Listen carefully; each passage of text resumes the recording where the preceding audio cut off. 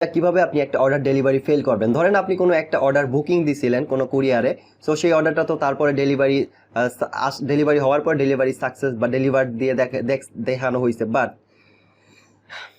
But এমনও তো অনেক সময় হইতে পারে যে আপনার ওই অর্ডারটা প্রোডাক্টটা রিটার্ন আসতে পারে। তখন আপনি কি করবেন? তখন কিন্তু সেটা আপনাকে ডেলিভারি ফেল দেখাইতে হবে। তো এটার জন্য আপনি যখন এটা করার জন্য আপনি ধরেন এই all order filter all order status এখানে ক্লিক করে আপনি যদি এখান থেকে শিফটে ক্লিক করেন, তার মানে যে এইখানে যতগুলো অর্ডার এখন আছে তার মানে এগুলো বুকিংয়ে আছে, মানে কোনো কুরিয়ারে বুকিং দেওয়া আছে। সো এখান থেকে একটা অর্ডার আমি করে দেখাই। সো আমি প্রথম অর্ডারটাতে গেলাম।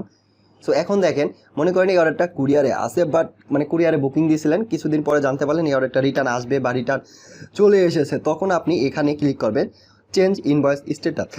এই চেঞ্জ ইনভয়েস স্ট্যাটাসে ক্লিক করে করলেই দেখতে পারবেন যে ডেলিভারি ফেল নামে একটা অপশন আছে। সো এটার মধ্যে আপনি ক্লিক করবেন। বাট তার আগে আপনাকে আরেকটা কাজ করে নিতে হবে, সেটা হচ্ছে ধরেন এটা আমি একটু দেখাই, এই অর্ডারটা না অন্য একটা অর্ডার আমি একটু দেখাই, কারণ এই অর্ডারটা ওইটা প্রসেস হয়ে গেছে। আমি ডেলিভারিতে গেলাম, গিয়ে আমি পরের অর্ডারটাতে গেলাম, ঠিক আছে, এই অর্ডারটাতে গেলাম। সো এখন দেখেন, ধরেন এই পণ্যটা আপনার ডেলিভারি চলে আইছে, মানে রিটার্ন আইছে, এটা ডেলিভারি সম্পূর্ণ হয়ে গেছে, অন্য একটা অর্ডার যেতে হবে। আমার শিফটের যে অর্ডারগুলো আছে এটাতে গেলাম, শিফট আছে, এটার মধ্যে যাই দেখি কি অবস্থা। ঠিক আছে, এটার মধ্যে হবে। তো দেখেন, মনে করেন এই অর্ডারটা কুরিয়ারে আসে, প্রোডাক্টটা এখন রিটার্ন আসবে বা রিটার্ন আসবে বা আইসে অলরেডি। সো আপনি এখন এটাকে ডেলিভারি ফেল করবেন। আর করার আগে সিম্পলি এইখানে দেখেন আপনাকে এই প্রোডাক্টটা একটু রিটার্ন দেখাইতে হবে। এটার জন্য এখানে ক্লিক করবেন, পার্সিয়াল প্রোডাক্ট রিটার্ন নামে একটা বাটন পাবেন রেড কালারে, এটার মধ্যে ক্লিক করবেন। তাহলে দেখবেন যে এইখানে একটা বক্স ওপেন হয়ে যাবে। দেখেন এখন কিন্তু এখানে কোনো বক্স নাই, জাস্ট আমি এখানে পার্সিয়াল প্রোডাক্ট রিটার্ন এটার মধ্যে ক্লিক করলাম। এখানে দেখেন একটা ইন্টার রিটার্ন কোয়ান্টিটি ইনপুট দেওয়ার একটা বক্স আছে। সো আপনার এই পণ্যটা কয়টা পিস রিটার্ন আইছে ওইটা আপনি এখানে দিবেন।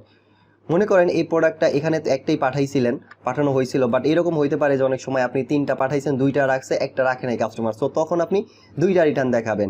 আর ধরেন যতগুলো দিচ্ছেন ততগুলাই রিটার্ন আইছে, তখন আপনি সবগুলাই ওই কোয়ান্টিটিটাই রিটার্ন দেখাবেন। সো এখানে একটা পাঠানো হয়েছিল, মনে করেন একটাই রিটার্ন আইছে। সো আপনি সিম্পলি আমি 1 দিলাম, দিয়ে জাস্ট আপনি কনফার্মে দিবেন। দেওয়ার পরেই দেখবেন যে এটা রিটার্ন হয়ে যাবে, প্রোডাক্টটা রিটার্ন হয়ে যাবে। আর দেখেন এটা কিন্তু 0 কোয়ান্টিটি, আর এটা কি বলে 0 হয়ে গেছে, ঠিক আছে, আপনার টোটাল পাঠানোর অ্যামাউন্ট, আর এটা রিটার্নের মধ্যে চলে আসছে। সো এখন আপনি এটাকে ডেলিভারি ফেল দেখাইতে পারবেন। সো চলেন তারপর আপনি কি করবেন, চেঞ্জ ইনভয়েস স্ট্যাটাস এটার মধ্যে ক্লিক করে ডেলিভারি ফেলডে ক্লিক করবেন। তাহলে দেখবেন আপনার সামনে এরকম একটা বক্স আসবে, আর এখানে কিছু কারণ থাকবে ডিফল্ট, যে কি কারণে আপনার এই প্রোডাক্টটা রিটার্ন আইছে। আপনি জাস্ট সিম্পলি এইটা এখানে সিলেক্ট করবেন। যেমন এখানে আছে কি, পণ্যটি আপনার পছন্দ হয় নাই এই জন্য রিটার্ন দিছে, তারপরে অনেক কল করার পরেও আপনার সাথে যোগাযোগ করা সম্ভব হয় নাই। সো এটা আপনি সিলেক্ট করতে পারেন, তাহলে এটা অটোমেটিক এখানে টাইপ হয়ে যাবে।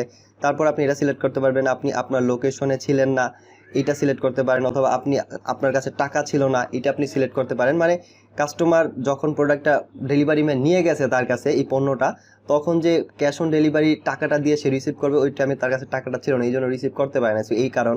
তারপর আরেকটা কারণ আছে, আপনি অর্ডার কনফার্ম করে ডেলিভারির সময় বলছেন অর্ডার করেন, এরকমও হইতে পারে যে প্রোডাক্ট নিয়ে ডেলিভারি ম্যান গেছে, তখন সে বলতেছে না আমি তো অর্ডারই করি না, এরকম অনেক সময় মিথ্যা কথা বলে। যাই হোক, এরকম কারণ যদি হয়, এখান থেকে যে কোনো একটা আপনি সিলেক্ট করে কনফার্মই দিতে পারেন, অথবা আপনি নিজের মতো কোনো কিছু এখানে লিখে দিতে পারেন, অথবা আপনি না চাইলে কিছুই না লিখতে পারেন, এটা অপশনাল, আপনি জাস্ট কনফার্ম দিয়ে দেবেন। জাস্ট এখানে একটা, যেহেতু এটা একদম ব্ল্যাঙ্ক নিবে না, যদি ব্ল্যাঙ্ক দিয়ে কনফার্ম দিতে চান নিবে না। সো আপনি জাস্ট যদি কিছু না রাখতে চান নোট, একটা স্পেস দিয়ে একটু কনফার্ম দেবেন।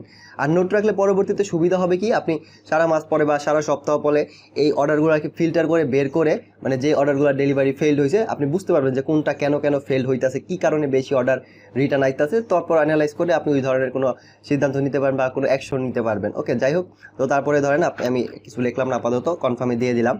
তো দেখেন তারপরে এটা কিন্তু ডেলিভারি ব্যর্থ হয়ে যাবে। সো এইভাবে তারপরে এটা করলে কি লাভ হবে, আপনি দেখেন ইনভয়েস স্ট্যাটাস থেকে যদি ফিল্টার অল স্ট্যাটাসে যান, পরবর্তীতে গিয়ে জাস্ট এখান থেকে অলে ক্লিক করে জাস্ট আপনি যদি পরবর্তীতে এখান থেকে ফিল্টার করতে পারবেন, যে দেখেন এখানে আছে ফেইল্ডে ক্লিক করলে আপনি পরবর্তীতে দেখতে পারবেন যে দেখেন কতগুলো অর্ডার আপনার ফেইল হয়েছে, এগুলো কিন্তু সব এখানে চলে আসছে। আর আপনি যদি পরবর্তীতে বুঝতে পারবেন যে এই সপ্তাহে, এই মাসে, এই বছরে কতটা অর্ডার আপনার রিটার্ন আইসে, ফেল হয়েছে, পরবর্তীতে এই ডাটাগুলো আপনি পাবেন এইভাবে যদি করেন। আর এইখান থেকে আপনি যে ডেট ফিল্টার আছে এগুলো করেও আপনি বের করতে পারবেন, এই 7 দিনে কয়টা ফেল হয়েছে, এই দিন কয়টা ফেল হয়েছে, এত তারিখ থেকে এত তারিখ করে ফেল হয়েছে, এটা আমি পরে দেখাবো একদম শেষের দিকে ফিল্টারগুলা। যাই হোক, এখন চলেন নেক্সট স্টেপে যাওয়া যাক।